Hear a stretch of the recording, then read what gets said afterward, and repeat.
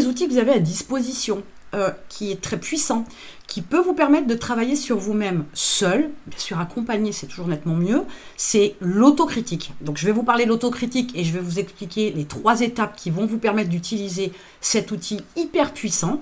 Mais attention, je préfère vous prévenir tout de suite, le problème de l'autocritique, c'est que souvent quand on l'utilise à des fins plutôt négatives.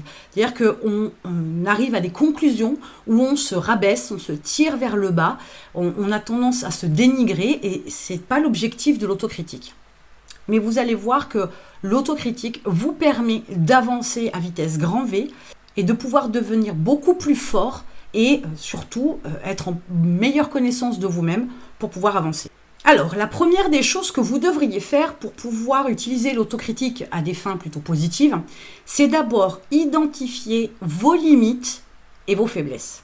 Alors, c'est quelque chose qu'on ne fait pas habituellement, sauf si quelqu'un nous met le doigt dessus, sauf si on se retrouve dans une situation où on arrive à prendre conscience qu'effectivement, on a dérapé.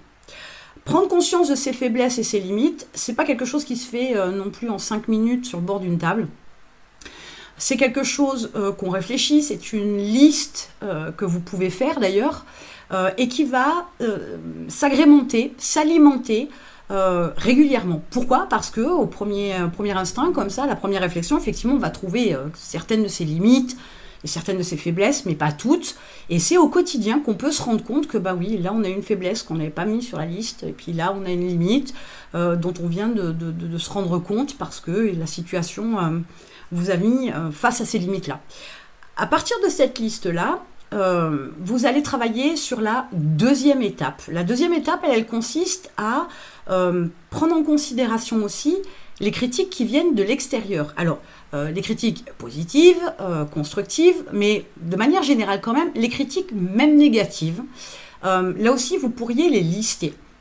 Parce que quelquefois, et c'est pas la majorité du temps, ça il faut bien l'entendre, parce que quelquefois, certaines de ces critiques vont vous permettre de mettre le doigt sur une limite ou une faiblesse que vous avez. Les critiques venant d'autres personnes, donc avec leur propre filtre, leur propre biais cognitif, etc., ne sont pas toujours des vérités. Mais il est toujours bon de rester à l'écoute pour pouvoir, une fois de plus, les noter et faire le tri. Si effectivement une critique, même mauvaise, je vous dis, se rapproche d'une faiblesse ou d'une limite que vous avez déjà identifiée, ben vous êtes sur la bonne voie. Voilà, vous savez que effectivement vous avez identifié ça. De l'extérieur, ça se voit aussi. Donc c'est déjà assez rassurant de voir qu'il y a une espèce de cohérence entre ce que vous voyez et ce que les gens perçoivent de vous. Attention, on est bien d'accord, ce que les autres perçoivent de vous, on s'en fout un peu. Mais là, on va s'en servir pour que ce soit efficace pour vous. Sinon, si ça ne vous rapporte rien, ne vous apporte rien, vous pouvez zapper bien évidemment.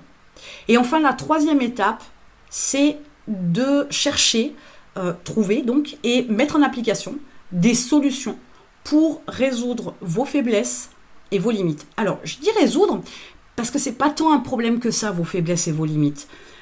Mais c'est surtout de trouver une nouvelle attitude, un nouvel état d'esprit, une nouvelle action, une nouvelle façon de faire, un autre mouvement à avoir de manière globale pour que cette faiblesse se transforme en force et que cette limite, elle soit explosée. À partir de là, ce travail-là, vous avez bien compris, vous pouvez le faire seul. Et vous pouvez l'utiliser sans cesse et sans relâche, constamment, à tous les niveaux, dans tous les domaines de vie, où vous rencontrez une difficulté, une résistance. Comme je vous le disais, seul, c'est pas un exercice facile, je le concède, mais c'est intéressant parce que très vite, vous pourriez mettre le doigt justement sur des difficultés que vous rencontrez grâce à l'autocritique et résoudre ces difficultés-là grâce à l'autocritique. Donc, chaque solution que vous allez pouvoir trouver, chaque piste que vous allez pouvoir trouver, chaque modification que vous allez pouvoir apporter, certaines sont simples, d'autres le sont moins. Certaines vont vous donner des résultats immédiats, d'autres, il faudra attendre un petit peu. Mais l'autocritique pratiquée régulièrement vous amène très très vite à un niveau de qualité intéressant. Intéressant parce que les changements, vous les voyez. Et non seulement vous les voyez, mais votre entourage les voit aussi.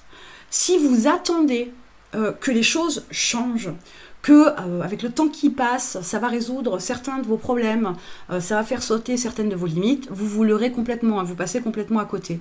Si vous pensez que le psy peut vous aider, allez-y, pourquoi pas. Ça peut être un bon support.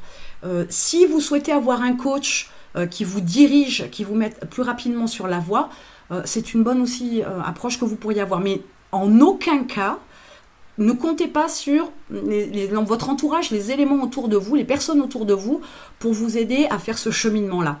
Parce qu'ils risquent, par leur façon de vous voir, de vous percevoir, de fausser votre évaluation. Donc ne faites pas non plus cette erreur-là. Et comme je vous le disais au début, n'ayez pas une démarche qui, au final, vous fait dire ou vous fait avoir comme conclusion je suis mauvais, je suis nul, je ne suis pas capable de faire telle ou telle chose, je me mets tout le temps en colère, par exemple, et je suis comme ça et on n'y changera rien. Non. Il y a tout un tas de choses qu'on peut modifier, qu'on peut améliorer, et l'autocritique fait partie des outils hyper intéressants à utiliser régulièrement, notamment par exemple avec un journal de bord, pour pouvoir s'améliorer rapidement. La prise de conscience est toujours quelque chose, une démarche qui va vous faire évoluer quoi qu'il arrive. Et enfin, véritablement, voilà, trouver des solutions. C'est ce qui vous fait avancer, bien évidemment. En attendant, il vous faut prendre le contrôle notamment de votre temps. C'est un élément, une ressource essentielle dans votre vie pour aussi avoir le temps de s'arrêter et de travailler pour s'occuper de son autocritique. Vous avez un lien dans la description et je vous retrouve de l'autre côté.